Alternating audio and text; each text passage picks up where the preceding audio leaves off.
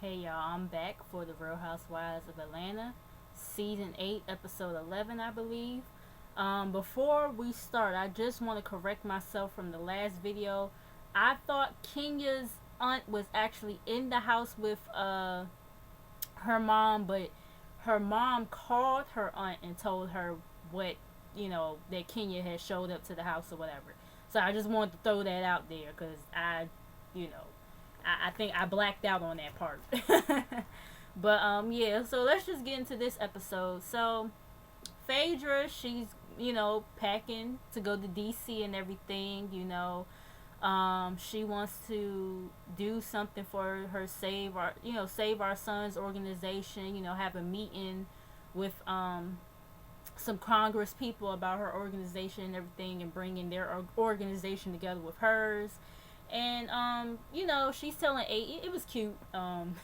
She had Aiden in the scene with her, and she asks him, which bag is he going to use to pack whatever. He brings his treasure chest or whatever, and she calls Kim, or I think either Kim called her, one or the other. They're on the phone talking because Kim is supposed to be coming on the trip, as well as Sheree and Portia, and so yeah, they're talking on the phone, and then Apollo, he beeps in, so she tells him to hold on. Well, she tells Kim she'll call her right back. Phaedra answers the phone, because remember, you guys know he's locked up or whatever. So she answers the phone or whatever, and Aiden, he's talking to Apollo, and Apollo lets him know that he's been knowing about Aiden's behavior in school. It looks like Mr. Aiden, aka the prince, has been acting up in school, acting like a true prince. Okay, apparently, but yeah. So Apollo, he gets on him about it, and Aiden gonna sit up here, because Apollo was like, he was saying something about, do you understand me, or something like that. He said to him, and Aiden was like, yes, ma'am. I said, see, even Aiden knows that his daddy is a bitch. He said, yes, ma'am. I said, but Phaedra corrected him. She whispered was whispering to him. She was like, it's, yes, sir, whatever. And he was like, Apollo didn't hear him say yes, ma'am. But Aiden corrected himself and was like, he was like, yes, sir, or whatever. And bless Aiden's little heart, though. He is so cute. Him and Dylan, they're both just because it seemed like motherfuckers always leaving little Dylan out, Mr. President. So yeah. But anyway, so Apollo says, you can't, you can't handle me or whatever. You don't want me to whatever, trying to discipline him a little bit. And Aiden, he was like, no, I can't handle you or whatever. I said, Apollo, what the hell is you gonna do from jail? What? Okay. But anyway, so we get Candy and Todd. They're, talking about their restaurant and everything. And Todd says he wants to make the announcement at Candy's mom's house or whatever. And he says he wants Candy's family, more so of his aunts and her mom, to help out with the restaurant. And Candy, she's kind of unsure about it, but she just kind of like, whatever about the whole thing.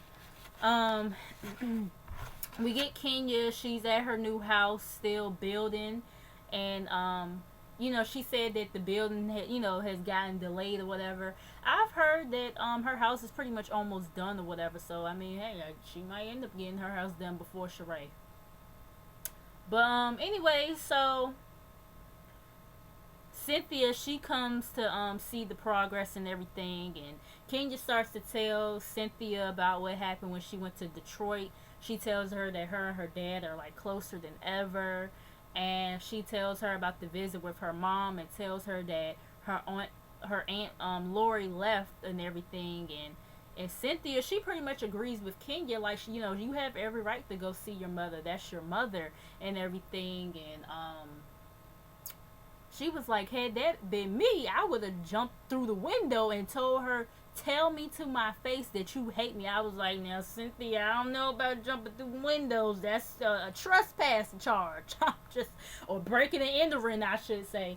I'm just saying. But, I get what she was saying, but, she says that, Cynthia, she felt for Kenya because she says that it reminds her of Nene's situation. You guys also know that Nene didn't really have a good relationship with her mom or whatever. So they hug, Cynthia's comforting her and everything, comforting Kenya or whatever. I thought that was, good. Also with Kenya, Aunt Lori and her cousin, they show up or whatever.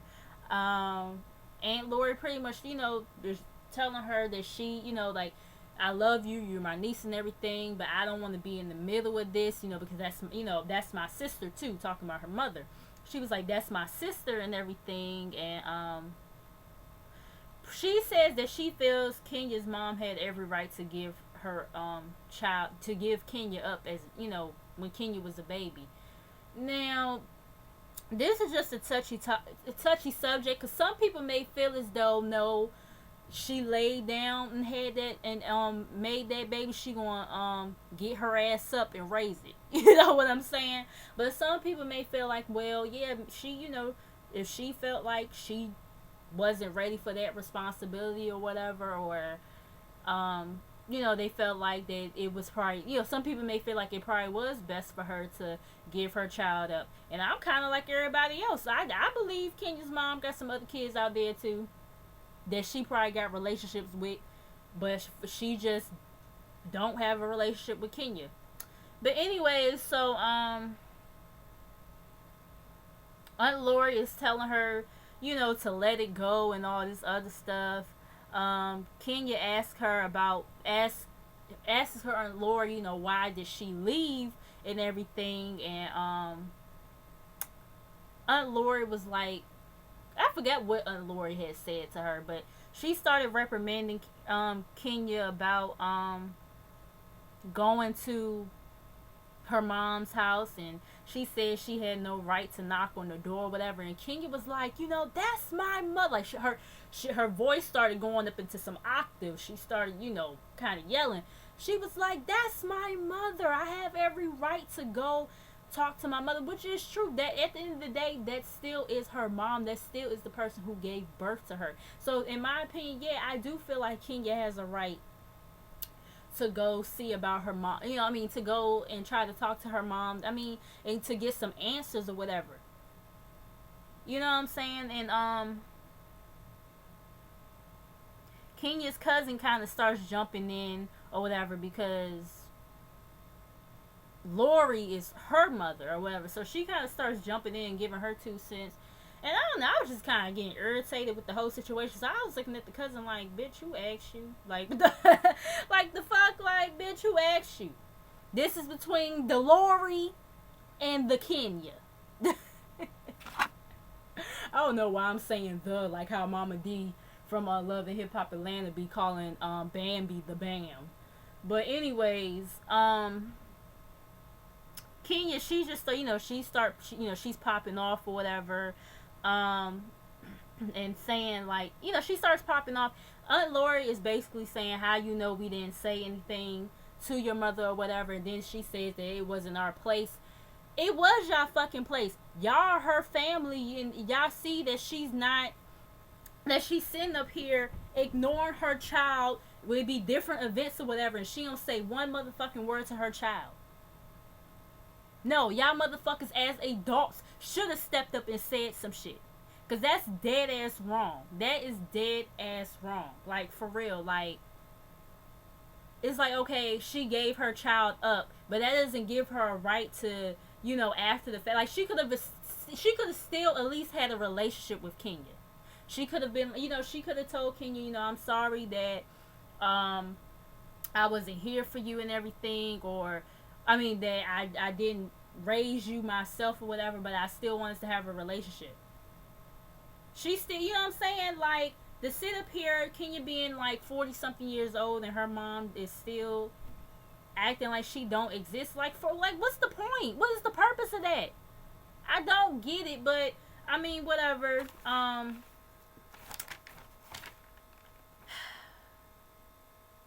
The cousin, she tells Kenya, you've been sharing my mom with me for all these years, or whatever. She was like, you can have her, or whatever, in the joking way. They hug it out, whatever. That whole conversation just kind of irritated me, but anyways, moving on from that, let me go back to my first page, make sure I didn't miss anything.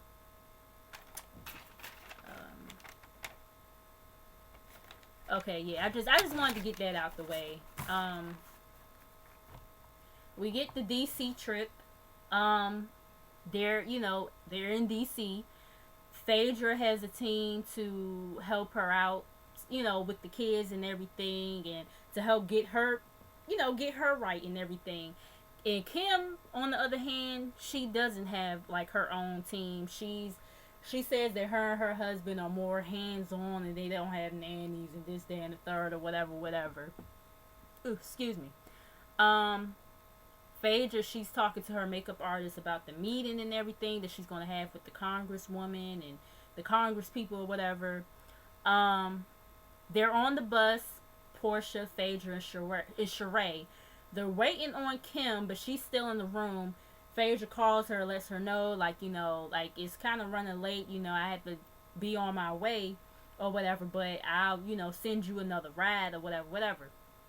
So they stop by Congresswoman Wilson's office, and she's cowboy ready. She got on the red cowboy hat, and she got all this red on and everything, looking like a red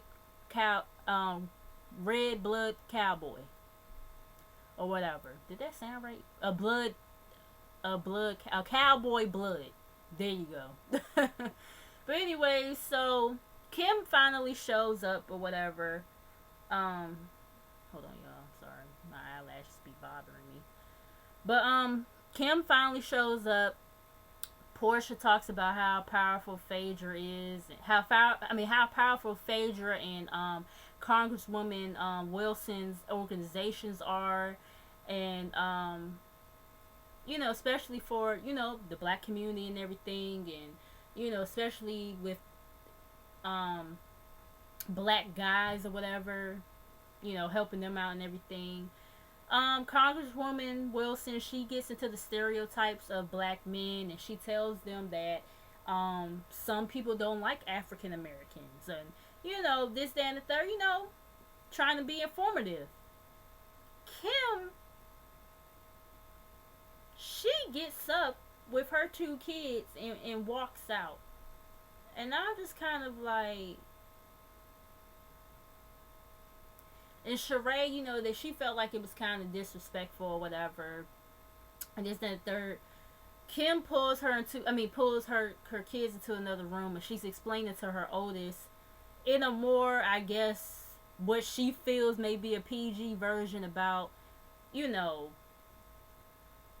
whole thing with African American males, and you guys, I guess she figured it was her PG version or whatever. Anyways, moving on. I mean, I didn't see nothing wrong with what Congresswoman Wilson had said. You know what I'm saying? I felt like she was pretty much PG with what she was saying, but I mean, whatever. Moving on. What's up next? Okay, so they get somewhere or whatever, but pretty much this is where they're having like a meeting at with Congresswoman Wilson and what they call him? Hold on, y'all. I guess they call him, Congressman Bishop or whatever. They meet up with him, and soon as they, was walking in, Sebastian, which is, Kim's oldest son, he was kind of making some rude remarks or whatever, and it kind of sounded like Aiden was making some rude remarks too, but I'm not sure. I just, they just played his voice or whatever, but they didn't show if it was coming from his mouth, so I don't know, but I was like, well, dang, like, but anyways, I understand they kids or whatever, so they don't understand everything. But they, you know, they're talking or whatever. They're at the table talking and everything. Kim, she leaves and says this is not for kids or whatever. And by the way, the meeting was about the whole Save Our Sons situation.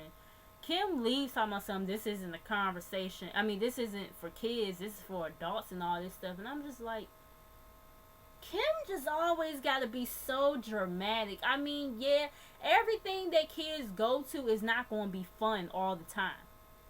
They go to school. School ain't fun all the time. You go to school to learn. You know what I'm saying? It ain't always fun.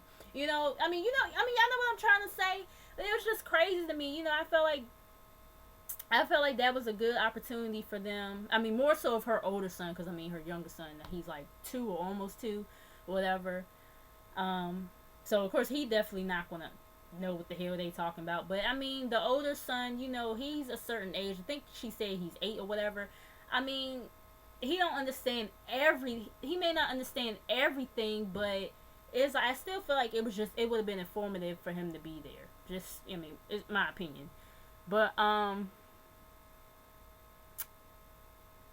Sheree, she decides to go check up on Kim. Sheree tells, you know, she asks her, you want to come back in? You don't want to seem kind of disrespectful. And, you know, Kim is like, you know, I have 2 kids or whatever. I have to tend to this, that, and the third. And, because, I mean, the baby, he was crying or whatever. And that's understandable, you know. For that part of the situation, I was like, okay, you know, well, the baby is crying or whatever. And she needs to walk out and, you know, put him to sleep versus him still being there or whatever. But the part about her saying this isn't for kids, I was just like, she just always got to be dramatic, like, y'all. Anyways, Sheree was like, you know, just because she was like that she has kids and everything, and just because you have kids, you don't shut out from the world or whatever. Well, you don't shut the world out or whatever. Okay, Candy. I should have talked about this. I should have talked about this scene with Candy earlier. But whatever. So we get Candy and Todd and Riley. They walk into Mama Joyce's house, and Mama Joyce, she hugs Todd and said, you know, she tells him that she loves him. I was just like,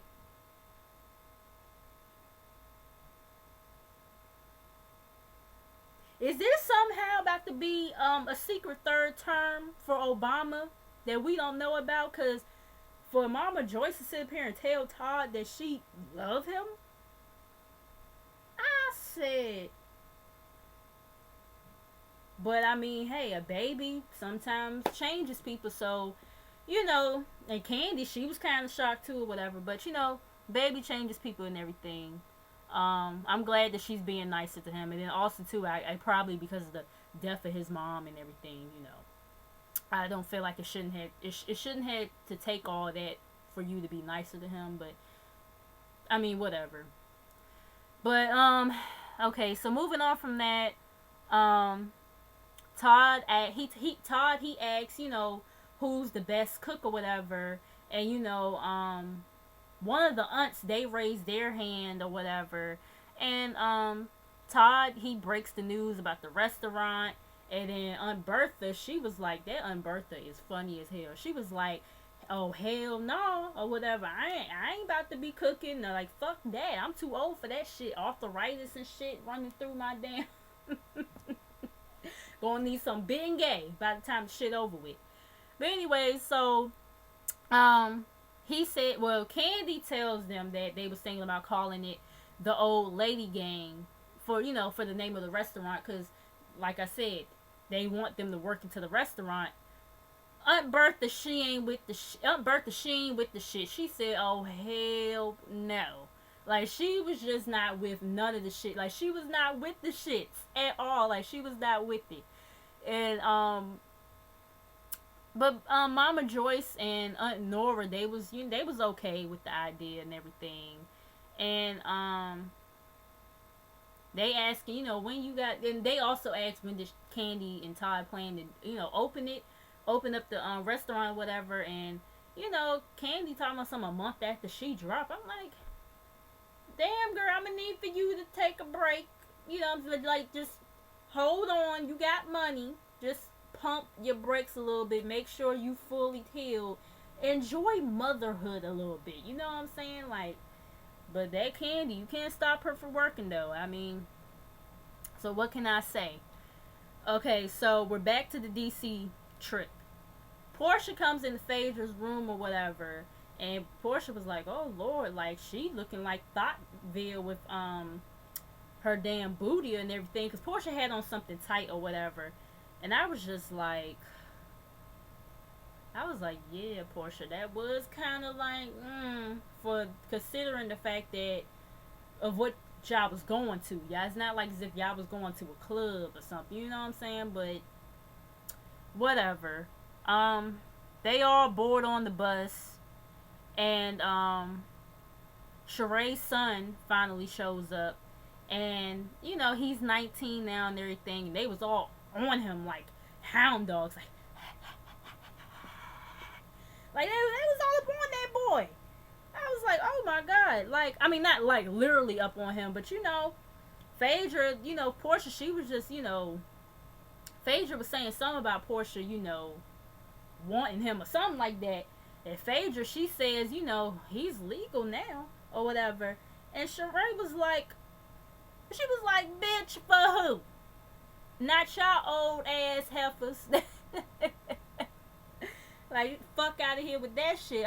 He's still my baby. That's how her whole attitude was. And you know, Phaedra, she was like, oh no, I don't mean like that. I don't mean like that, Phaedra, bitch. I see you. You tried it. Kim says she has to leave early because she's supposed to be hosting an event in Atlanta. My whole thing is, why the fuck you come for? Why did you come anyway?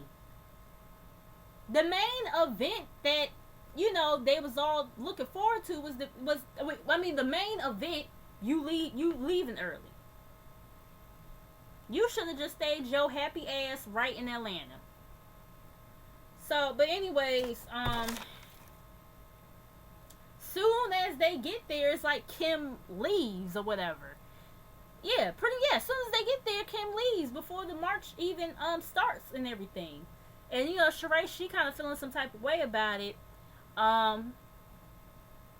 So after, you know, the Million Man March is over with, Phaedra brings some ladies over to the girls, and they're, you know, they basically all tell their stories about losing their sons to, I guess, you know, police brutality and everything. And I thought that was, you know, that was a good scene. I really liked that they incorporated that in there. Finally, we get Cynthia and Peter. Nene comes over. You know, she's saying that Cynthia's saying that, you know, her and Nene have been reconnecting or whatever. And Cynthia seems so excited about it. Like, she's just ecstatic. Like, she was just too happy about this shit, y'all. Did you see how she was acting? Like, she was acting like as if, this is one of her favorite aunties that she ain't seen in a minute or whatever. The way she was acting about Nene coming over. So Nene and Greg, they arrive or whatever. And Nene, she's like, I'm back, bitches, or whatever. And, you know, she was like, I can see Candy's faces now. But she was like, yes, I'm back, bitches, or whatever. She greets Peter and calls him you know, she says that he's still a handsome chocolate man.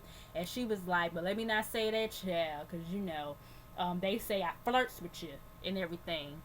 And they talk about the kids or whatever. Cynthia was like, hold on, you gonna have to unblock me off of Twitter and all this other stuff. And, you know, Nene, she was like that she just wanted positivity at that moment, and she was hurt and everything. And you know, Nene, she was like, you know, I know Peter, he hated me. And he was like, I didn't hate you. Stop your lying, Peter, because that damn reunion, you damn sure was throwing hella shade her way. It was just talking a whole bunch of shit to her. But anyway, so they re-show recap their whole breakup situation when they stopped being friends. And then she tells Nene that Kenya is her girl. And Nene is like, oh, really? You know what I'm saying? So then that's when Cynthia backtracks what she's saying and says that her and Kenya are in a good place. And she was like, I can't lie. Ain't nobody like a friendship like we got or whatever. I was just like, Cynthia, that's dirty. That is dirty. That girl been calling you her best friend or whatever. Now you gonna sit up here and try to downplay y'all relationship. I mean, maybe you didn't consider her your best friend, but you definitely considered her a homegirl. So why is you trying to that's crazy. But anyway, now that now you could be back up Nene's ass, I guess, but whatever. Moving on, she tells her about Kim and how Kim has gotten into it with a few of the girls, and Nene was like, "What? That doesn't seem like that would be Kim and everything." And they talking about Candy's pregnancy, and they both make a joke saying, "Child, I'm pregnant too," or whatever. And Nene says, we're all glad for Candy's pregnancy and everything, but she was like saying something about, I don't know, she said she was having gas or something like that, she said. But this episode was alright. It wasn't like everything, but it was alright. But I like how they incorporated the stuff from DC in there, especially with the whole Million Man March situation. I'm sorry this video is long as well as the Potomac one, but make sure you guys like, comment, and subscribe, and make sure you guys come back, and I will see you guys in the next video. Peace out.